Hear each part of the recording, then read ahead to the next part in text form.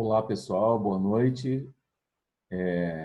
A partir desse momento a gente volta, então, com o conteúdo dos sistemas e das escolas de interpretação e hermenêutica, né, para que a gente possa afirmar mais alguns elementos, principalmente para aquelas pessoas que não puderam acompanhar o encontro que nós tivemos em videoaula, em horário de aula anterior, tá bom?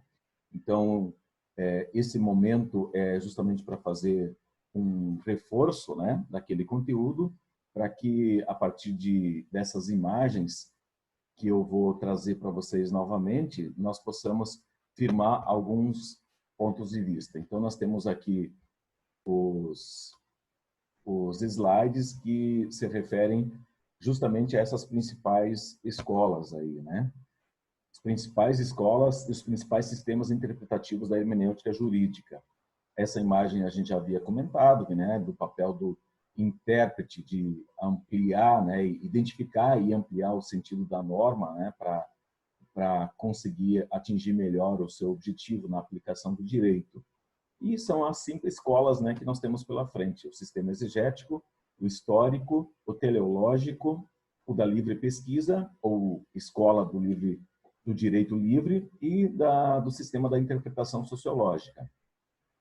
E, em termos assim rapidamente introdutórios, né, como a gente já havia visto, esse processo todo da interpretação, dentro da grande gama de conhecimentos e estudos da hermenêutica, a ideia é de garantir que o aplicador ele possa atuar melhor na definição da aplicação da norma. Ou seja, quanto mais ele tiver capacidade de interpretar, melhor ele vai identificar o sentido que a norma tem e que deve e como pode ser aplicada no caso concreto, né? Para isso, então, a gente vai para a história, e na história, no século XV, na Europa moderna, a gente vai ter um sistema exegético surgindo, né? Ou também chamado de jurídico tradicional. Mas se você guardar a palavra exegético, já está, ou exegese, né? Já estará de bom tamanho. E nesse processo a gente vai entender que os princípios gerais que estão norteando o processo baseado na ideia ainda de um direito natural quando ele surge, né? E esse direito natural ele tem uma origem teleológica, ou seja, era Deus quem inspirava no mundo natural aquilo que a sociedade poderia viver, como deveria se organizar, como poderia ordenar e orientar os seus caminhos, né? Então, essa origem teológica é que marcava um primeiro momento. Mas ainda dentro do século XV, a gente vai ter uma forte evolução, né, para a concepção positivista do direito. Então, nós vamos ter uma escola aí surgindo nesse processo, né, entremeando-se com a ideia de fortalecimento do positivismo jurídico na proporção inversa do justnaturalismo. Quando o justnaturalismo, ele diz que uma norma não é válida se não é justa, enquanto que o positivismo jurídico fala o contrário, que uma norma só é justa enquanto que ela é válida. Então, surge, inclusive, depois de Bobbio, né, a presentificação, digamos assim, de um sujeito chamado Thomas Hobbes, que viveu lá no século XVI, que tinha a teoria contratualista como base, que justamente confirma essa teoria, essa tese do Bobbio, que dizia que não existe o critério do justo e do injusto fora da lei positiva. De tal forma, então, que nós vamos chegar à escola da exegese propriamente dita, né? Ainda no começo do século XIX, com o Código de Napoleão, em 1804. E esse Código Civil francês, ele vai traduzir como ninguém ou nada conseguiu traduzir a escola da exegese, uma vez que essa lei presentificava, esse código presentificava todo tipo de legislação que seria possível, né? Uma vez que estaria abarcando todo o sistema e não haveria neles lacunas reais ou lacunas legais, portanto, dando conta de todos os assuntos e temas e fatos que estariam ocorrendo naquele período e também para o futuro, né? o que se viu logo mais à frente, dada a dialética e a dinâmica da sociedade, que não se pode verificar na prática.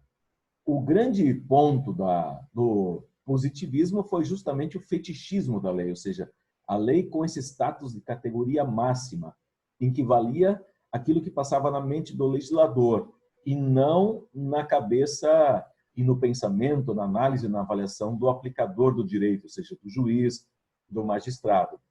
Então, nós temos como grande referência a própria lei e bastava aquele intérprete, ou seja, o juiz, aplicar a lei meramente posta, ou seja, meramente declarada, e o que passou a ser chamado de método da interpretação gramatical, que foi aliado também à interpretação lógica e gramatical, esticando um pouquinho a importância desse termo, tá bom? Passamos à segunda escola, que é o sistema histórico do Savigny, que tem como grande referência que a vida humana e sua complexidade devem regular uma visão mais ampla e mais concreta e também mais social do direito, né? Então, essa escola chamada de histórica, ela vai propor uma ideia de fazer uma análise da realidade dos fatos toda vez que o juiz tiver diante de si um caso, uma necessidade de aplicação do direito, né? E aí nós vamos ter uma importância, ou a importância de se analisar o espírito do povo, que é justamente esse dia a dia, dos hábitos, dos costumes, da tradição, da experiência na convivência, dos acontecimentos que surgem da política, da economia, da história, né, da própria história. Então, tudo isso emaranhado, interligado, geraria o sistema histórico do Savigny. Então, dentro da ideia de espírito do povo, surgem, claro, as aspirações da sociedade, que devem ser utilizadas como referência, né? Seriam fontes originárias desse direito, né? Aquilo que eu já mencionei, costumes, hábitos, tradições, a convivência e os fatos do dia a dia. E essas aspirações da sociedade poderiam se transformar, né, em regras costumeiras ou consuetudinárias. Essas, na visão do Savigny, seriam as verdadeiras leis de uma sociedade. Todavia, essa posição do Savigny não prevaleceu, né? Na medida do possível, a interpretação histórica ela se juntou com a interpretação gramatical, né, e a interpretação lógica, justamente porque essa tríade poderia fazer, né, a aplicação do direito ser melhorada por parte do Poder Judiciário. Tá bom? Eu vou fechar essa aula por aqui e no próximo momento eu trago mais informações para vocês, ok?